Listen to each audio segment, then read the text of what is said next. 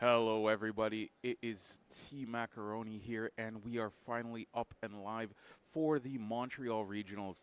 I am joined with the one, the only Eggman. Eggman, how are you doing today?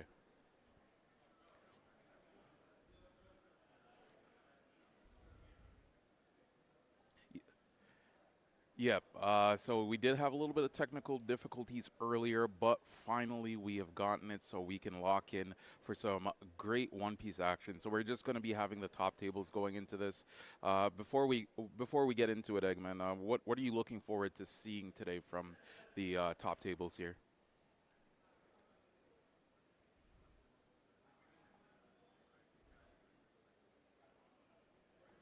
Mm-hmm.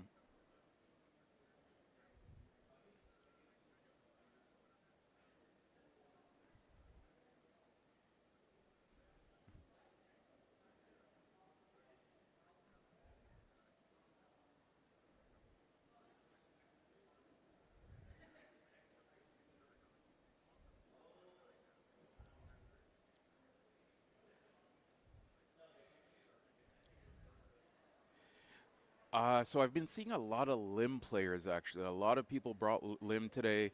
I've spoken with some of them. Some of them had some really horrible matchups against strengths. We all know how that goes. But we've been seeing the tried and trues. We've been seeing the shanks. We've been seeing the blackbeards and stuff like that. So no surprise on that. But like this matchup specifically, we weren't expecting this. So this matchup is actually going to be our table four matchup. After my tech guy here is ready, I'm ready. I hope you're ready, Eggman. Let's get straight into this match here.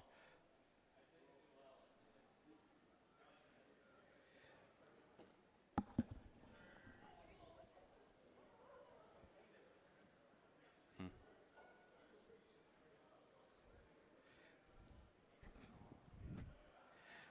Oh, so this matchup is very interesting because both decks are looking to do the same thing, but it really is going to come down to who sees the Gravity Blades. Gravity Blade is going to be huge in this matchup.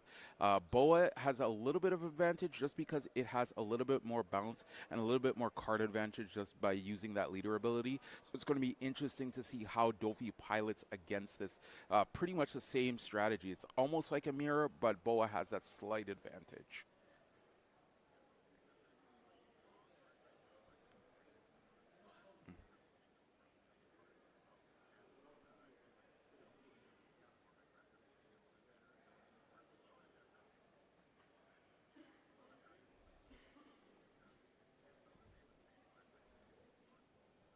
Yeah, just Boa has so many tools. She has that six cost Boa Hancock, just being able to free something there as well.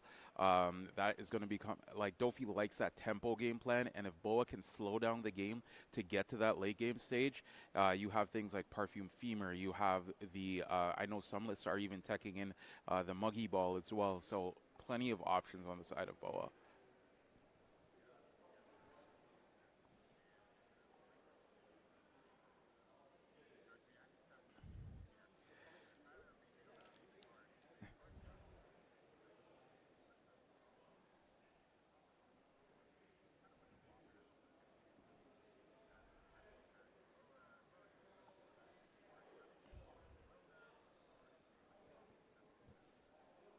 Yeah, you kind of just need to see the pieces, and like I said, the gravity blade is going to come in huge here. The red rocks are going to come in huge.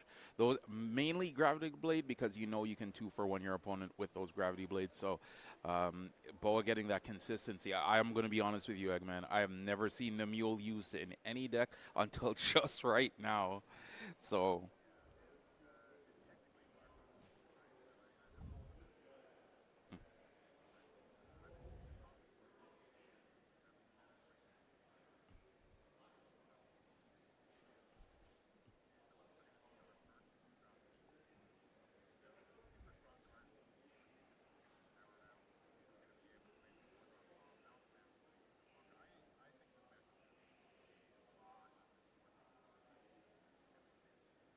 Yeah, it's going to be back and forth, tempo v tempo. Who can take that tempo and hold it?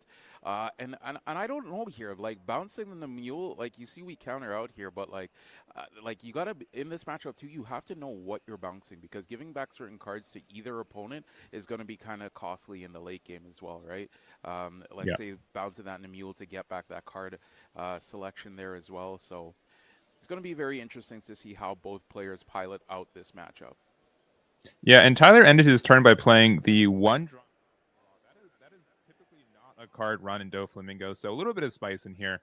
Doflamingo was pretty understood what the deck looked like at the end of OPO9. Hmm.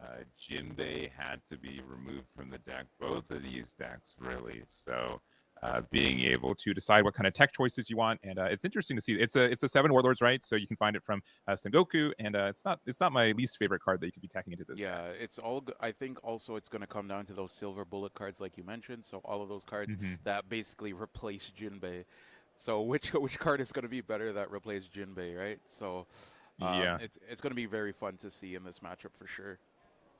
Yeah, those are some pretty big sandals you got to fill with Jinbei leaving. So honestly, I think it hurts Boa a little bit more than Doflamingo because Doflamingo has so many ways to put cards on the board.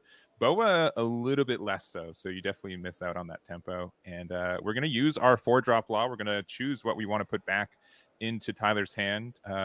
All three of these don't feel great, if I'm being super honest. No, bouncing back the blocker potentially and bouncing this law back here. So he still has one up on the side of Carl, so maybe he'll just end up playing out that Sengoku he just bounced Mm-hmm. as well. Yep, going to do that and just get that search right, see what he can find off the top. But like knowing that Tyler has that law in hand now, it's just going to be Bounce City. You know what this reminds me of? This reminds me of back in Sakazuki format where it was just Gecko v Gecko and who could out Gecko who. I think it's really just going to come down to who can outlaw who. So, Yeah, and it was pretty quick. Carl did was able to use their leader effect to draw a card off that 4-drop since they did have 5 in hand after the Sengoku. So being able to sequence those plays, make sure your hand size is small enough to be able to get those additional draws, I think is going to be very strong. And again, I expect this to be a bit of a grindy matchup. yeah, I think we're definitely going to be going close to time here for sure. Um, and that's the thing with matchups like this, like that are so close. They're not the mirror, but they're close enough. It's really going to come down to those little micro plays, things that you have to do. The sequencing is really going to come in huge here. So here we're going to see a Dofi flip off that ability. End up stacking. Did he end up stacking with the teach? Yes, I think he did. And getting Yeah. that law and just getting that bounce again. So that law is now back to hand. It's very good that both players have found the law. So now you kind of have to like value what you're bouncing because like let's be real here. I don't want to be bouncing an Edward Weevil back to Dofi's hand to just get all those cards, right? So Yeah, and that's just kind of like the even like just the, I'd say the more traditional like Doflamingo mirror, right? Most cards have these great abilities for being back in hand. Being back in hand means that they're protected, so you can use them again. And if you felt bad about giving them back their 4-drop law, you definitely feel bad about giving back the Weevil. so now we see Carl here. I believe he's on his 7 Dawn turn. So here we're going to see a 5K swing, and this might be the Gravity Blade coming down. So now this is where Carl will steal back the tempo a little bit because this Grav Blade coming down means that Edward Weevil or potentially that Marshall Teach can get off the board as well. You kind of want to take Tyler off the Teach. You want to take him off the Law as well so he can't counterbounce your Law. But if he has another one in hand, he's just going to generate value there. So it's going to be an interesting decision if the Grav Blade does come down. So real quick, I see Kyros. Yeah, it looks like that's the end. It's going to Mm. be the play. New card from OP10, supposed to be for the Usopp deck, but it's a 7-drop 9K. You're able to bounce a 5 or less back to hand, which there are so many good 5-cost bodies in this game right now that it's a pretty good, level to be able to hit those, and you still get your card draw. So, and lastly, in this format, Dofi doesn't have a lot of ways to interact with this, right? Jozu can't hit it. We'd have to play a gravity or a Red Rock to get rid of Hmm. this, and that just kind of feels a little bad. Yeah, Red Rock on just a Kairos, and then they just do another one, and it's just like, I just wasted my Dawn turn. But Yeah. We'll see. We'll see how Tyler responds here. I wouldn't. It wouldn't be the worst to see the Grav Blade come down, and then just do a couple of swings, or the Red Rock, I should say. And we are going to see the Red Rock come. So that is good. That Kairos is going to get bottom, and now we're just going to see two Dawn attached to leader, and then Boom coming in with the swings. Yeah, a lot of sevens, which are really good numbers.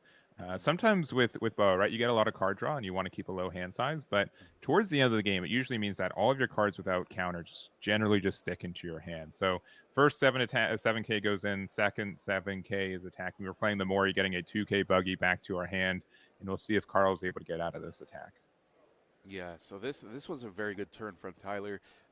Just using that teach to be able to attach, and not only that as well, being able to get that Gecko Moria to get back that 2K, and also Red Rock the Kairos as well. So this is what the tempo we're talking about. Now the tempo is in Tyler's favor with all these bodies on board. So next turn he can go in and be very aggressive with his swings. So he can go in 7-7-7, looking to kind of steal the game away.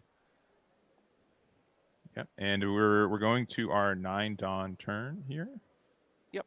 And we did, being able to get rid of Kyros is strong. Expensive, but it's great in this spot. Also, compared to like Usopp, if they have their Coliseum out, Kyros kind of gets like a double value when played on curve. Not only do you get to bounce, you get to attack as well. So, yeah, and I think this is definitely the turn. If we do have Gravity Blade, I think this is finally the turn to probably use it. We're going 6K into Moria. We know they added a 2K buggy to hand, so if they want to defend this, it's pretty trivial to do so. Yeah, getting this always feels bad. Those 6K swings, even for myself, they always just feel bad, never knowing when to counter out and when not to counter out. But what if Carl was holding out that Gravity Blade, knowing that a turn like this was coming, so he can just Gravity Blade here and get that value off the Boa? That would have been a big brain play on the side of Carl for sure.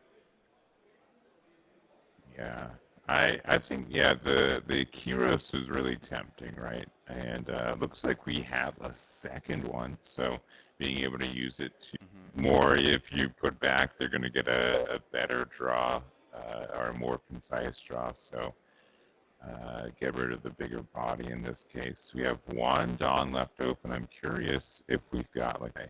Yep, just adding more cards, and like you said, those 7K swings are pretty deadly, so you kind of just want to add as many counters as you can, and actually we see here he's getting the Boa Hancock off of this, and that Boa should be going to hand. There we go.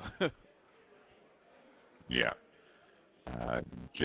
Generally, a law blocker on the other side means that it's going to get immediate value too. So in Boa too, you get to remove a card, you get to stun a card in Gen. The good old 3-for-1.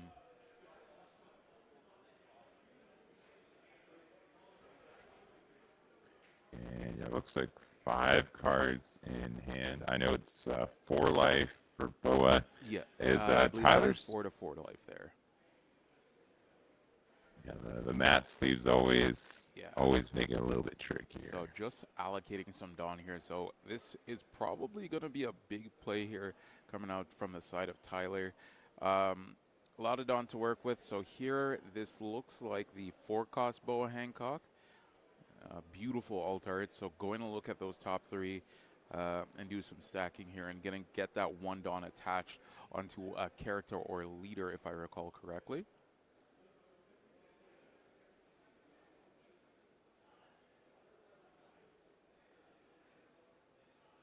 All right, going to use that Marshall D teachability to put a card on top.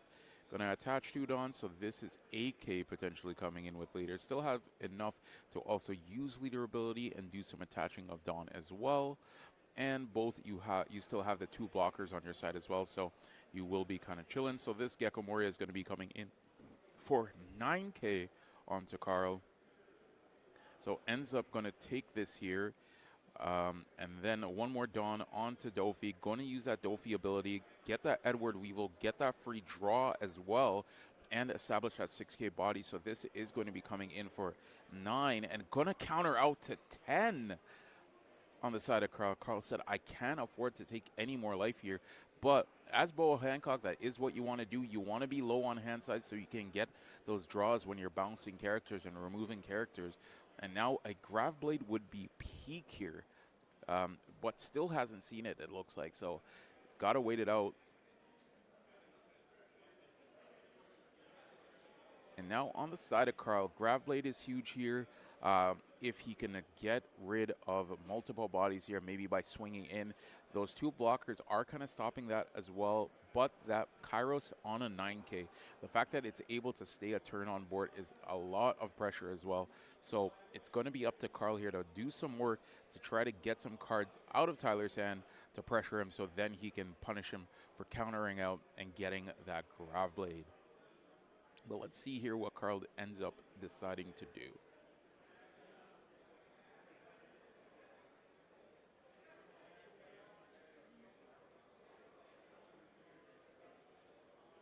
All right, so this looks like a 9K swing, trying to go into that looks like the Weevil there, but ends up sacrificing that Law Blocker there.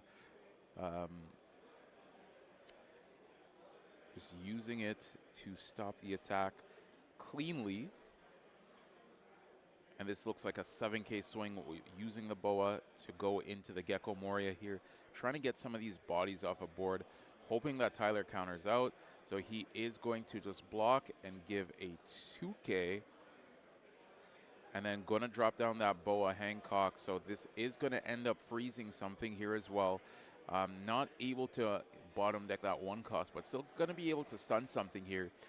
So he's looking to set up probably for next turn to make a big board clear here. So going to stun the Weevil and then just bottom deck his own card to get a draw as well. And then there, the 1 cost, that looks like the blocker law coming down.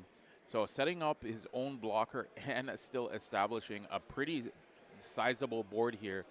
So very, very well done on the side of Carl. Getting that tempo back in his favor, being able to get rid of at least 1 body, and then establishing a pretty hefty board here as well. So this is what Boa likes to do.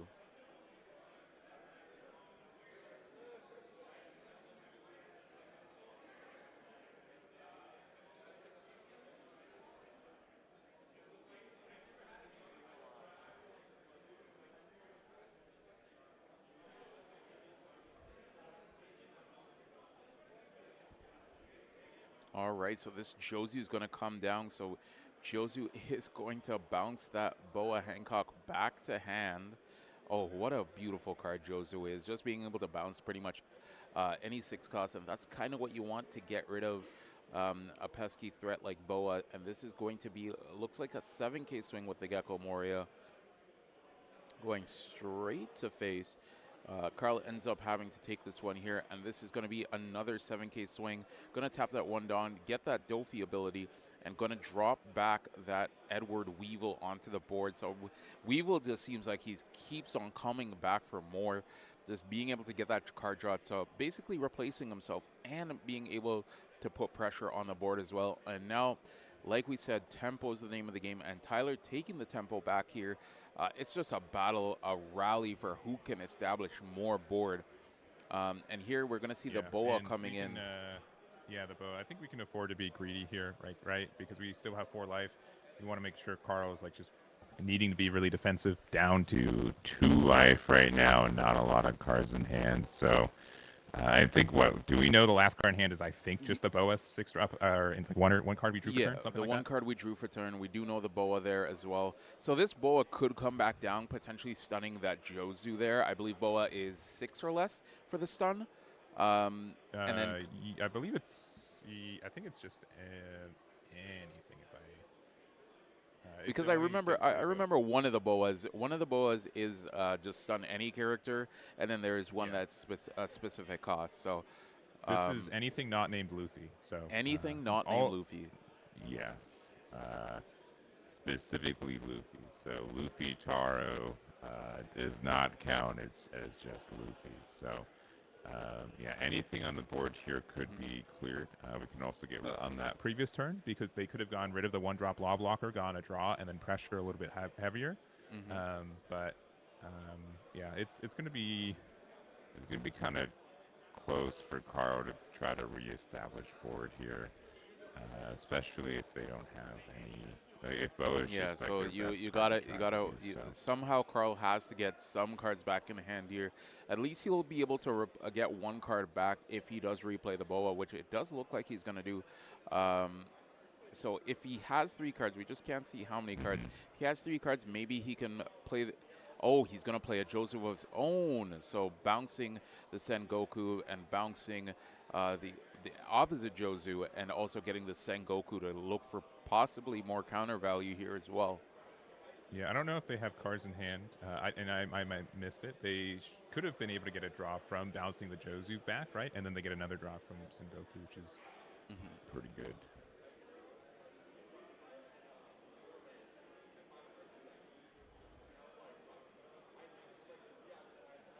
So that looks like 3 cards in hand, or 4 cards in hand on the side of Tyler.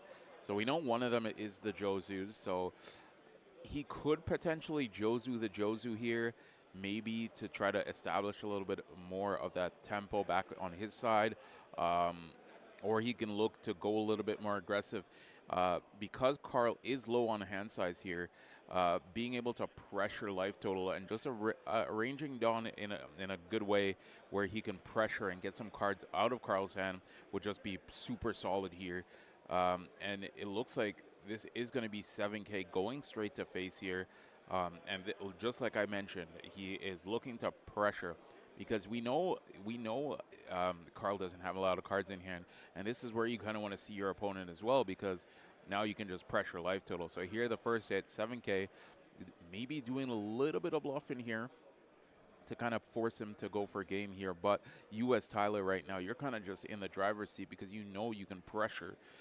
You can definitely get at least a few swings in here. So he is actually just going to go 6 and then use that red rock that we saw earlier, bottom decking Kairos again.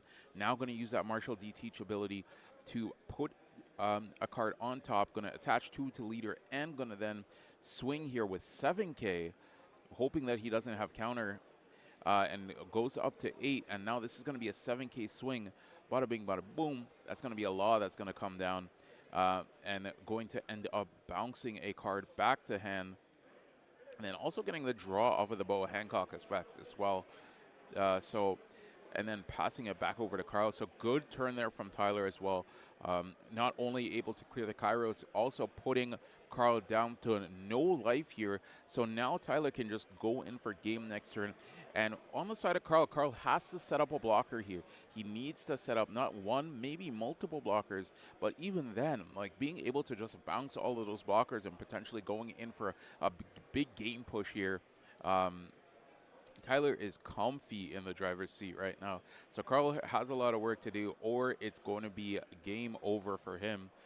So let's see what he does, which potentially of the final turn of this game.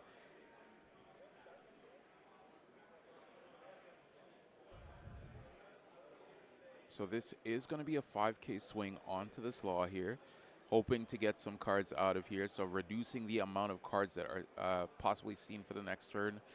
But like I said, Tyler's kind of just chilling at this point. This is going to be a big swing here into the Jozu. Just going to let that law go. So that's one side, one swing gone on the side of Carl. So Carl just needs to set up very defensively here. If he has another blocker, that would be good for him. Just something here. Maybe get a little bit more cards in hand so he can potentially counter out of these swings here. But like, especially when you get down to this with only a few swings left. So here we're going to see attach onto Son Goku. And that's going to go bye-bye for the Gecko Moria. And only has few cards left in hand, so he is going to just pay the 4, use that Trafalgar Law to bounce the Sengoku, and being able to bounce the Edward Weevil back to hand, and is also going to get a draw off of that as well. So now, this is the one unfortunate side here.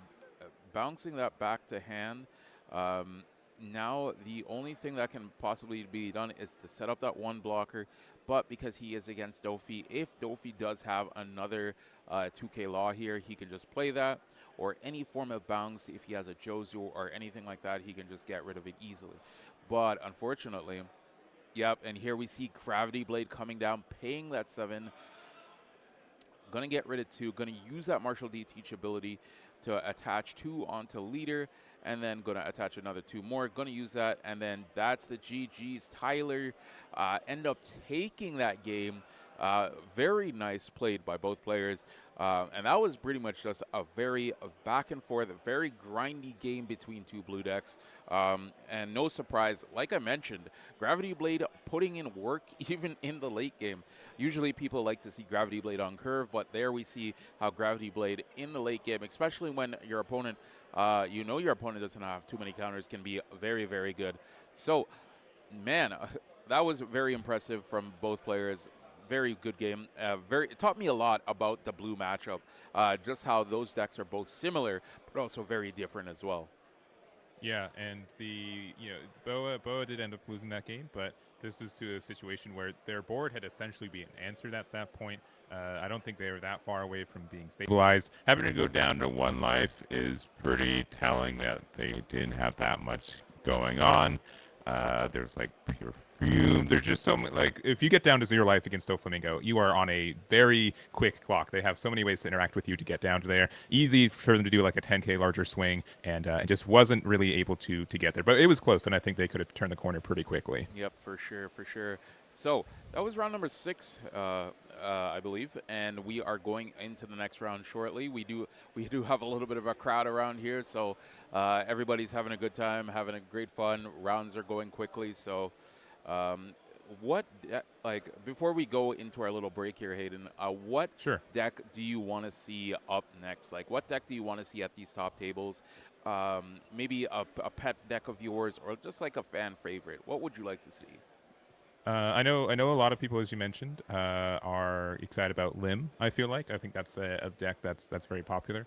I'd be very surprised if we could dodge an undefeated Shanks or Blackbeard at this time. I think those are going to be very present as well.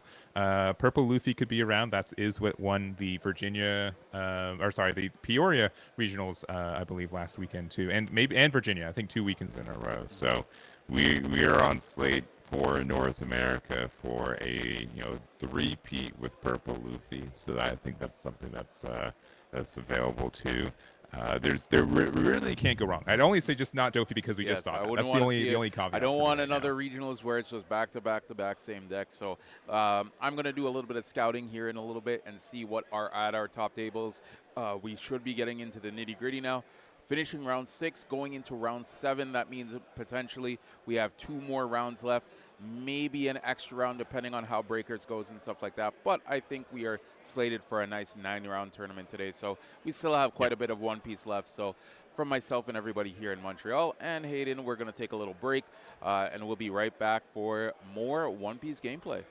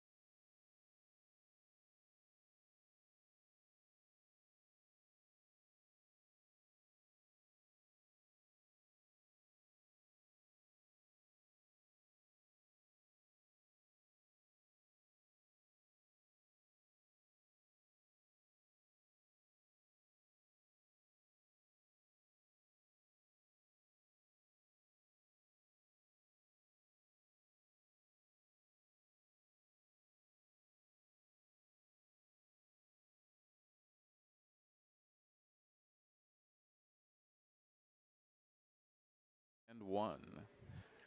Welcome back, everybody. It is T-Mac, joined here by Eggman himself, and we're here for round number 7 in the One Piece Regionals.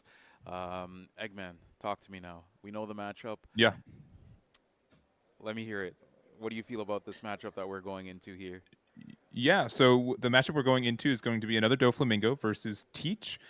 Based on what you told me, we only have 3 leaders left in our top 8, right? Yeah. Doflamingo, Teach, and Shanks, which I find a little bit surprising, but those are definitely the 3 strongest leaders in this game right now for me. So less surprised on that side, but it is definitely something where we have Teach versus Doflamingo. I would say traditionally that is a matchup in Doflamingo's side, but the fact that Teach has new tools in OP10 and Dofi has less tools with the restriction list means that it is a little bit more evened out, I think, at this point. Yep, for sure. One card that's going to be coming in clutch here is that new card from OPO10 is Liberation. Liberation basically is the black version of Gravity Blade, so I hope we can see that and how it's utilized in this matchup for sure. Yep. And so on the left, we've got Jonas. On the right, we've got Alexander. We do have Teach going second, where we are able to use the effect of the stage, and then we're also just using a turn 1 Teach ability and a strict pass from Alexander to go back to No on Jonas. plays here, no value for you, nothing. You're not allowed to have anything in this game, and it's very rare we see that. Usually we see that on that 4, but just saying no searchers, no stacking, no nothing. Very interesting play here from Jonas. Yeah, and it's definitely a call out that saying I don't think you have 2-drop Teach because that does kind of play around that. We are going to find this is my error. We're going to use that to search the top 3 as well for another card. Looks like another Burgess. Jonas is just very quickly filling up his trash. You know he feels comfortable on this matchup here right now, and going to use that Teach ability again, setting up that dock queue and no on plays for the Dofi. So that lock like combo that we saw last game, that's definitely not going to be happening this time around, and no Edward Weevil draw as well. Oof, don't like seeing that for sure.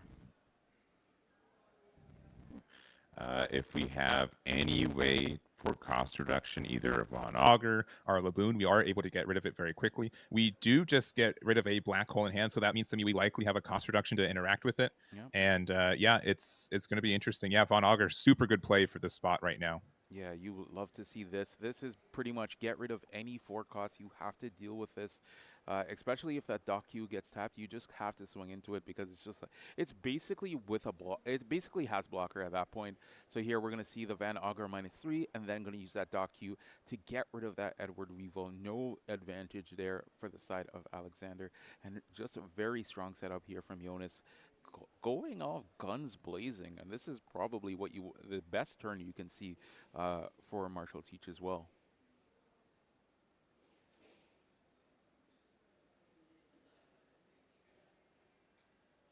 All right, and this is definitely interesting position here for Alex. So like I said, having to swing into that dock queue, but that dock queue is going to end up replacing itself. So 6 Dawn with no on play. So unfortunately for the side of Alex, that Jozu will not be bouncing that Van Augur at all. And now if potentially Jonas has a way to deal with like maybe another cost reducer, maybe set up another Van Augur as well, he can definitely get rid of that. Maybe if he has any form, the cost reducer here, bringing that down to 3 on the Jozu, and then finger pistols also a thing as well. Pretty much anything, if he can find it, can deal with this pretty handily. So here we're seeing the math. So gonna get another Van Augur here as well. And then the question is, does he have another dock queue set here? Honestly, it would be crazy if he went Van Augur, double Van Augur into a dock queue just to set up the value engine. So here we're going to see a -3 come down. Or this looks like a leader swing, actually. So this is going to be another 7K swing as well. And then this is going to be the 5-cost Kuzan coming down. And now the question is, do you want to pop that 5-cost Kuzan here now, or just wait because you know it cannot be removed?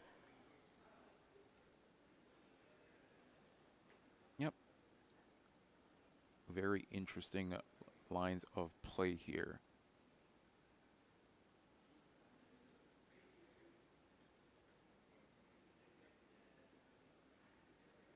All right, and so is just going to end up using that leader ability here to discard that Van Augur that we just saw him add to hand, and now that no on plays on the side of Dofi, and it's just going to pass it back over, it looks like.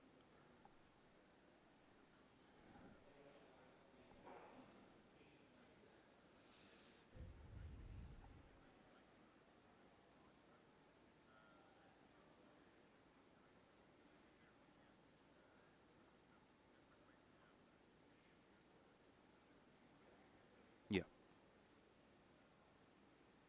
Yeah, easy, quick fix. Nothing too hard here to clean up that board state there. So all good on that side. And now just going to pass it back over to Dofi, who should be at his 10 Dawn turn, or 8 Dawn turn, correction. Math is hard sometimes.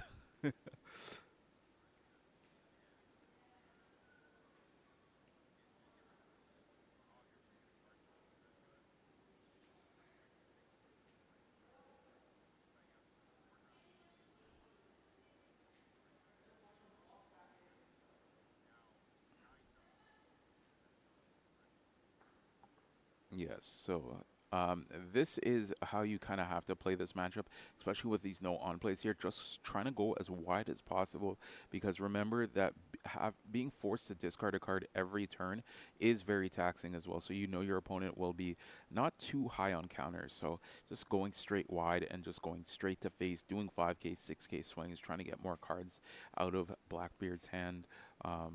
So you know Alex is also very familiar with this matchup as well.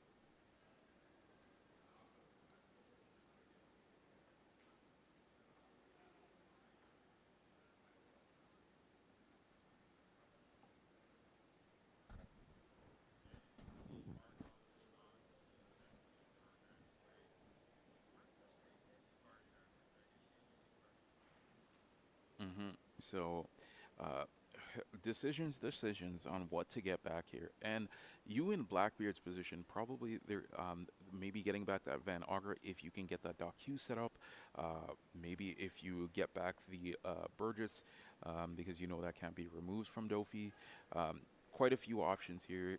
Um, and this is one of those decisions that is definitely going to be pivotal in the late game to make sure you make that right choice here. So just going to end up getting back that Van Augur, and hopefully he was able to get into maybe the Doc Q so he can get rid of it. Maybe if he has a finger pistol as well, or even the Liberation to get rid of two bodies here as well.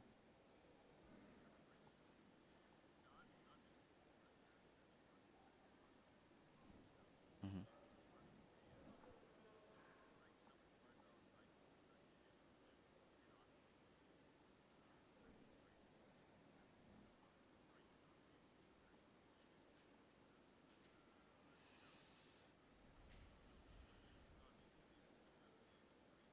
Yep, maybe even try swinging in to see if he can get at least one. So he's going to hit that.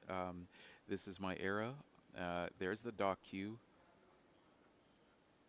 Yep, and does he have it? What a this would be.